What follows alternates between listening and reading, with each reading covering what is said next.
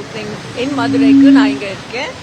And எனக்கு ரொம்ப சந்தோஷம் because every branch opening means Chalani is more and more successful, and Madurai makkalukku, as I mentioned, they have a strong heritage of jewelry, so I really hope this branch is as successful as all the other branches, and my best wishes to Chalani. Madurai எனக்கு ரொம்ப பிடிச்ச ஊர். எப்பவுமே மதுரை மீனாட்சி அம்மன் கோயிலுக்கும் போவேன். எனக்கு ஜிகர் தண்டாவோ ரொம்ப பிடிக்கும். அதெல்லாம் இந்த ஊர் தான். So always happy to be back in Madurai.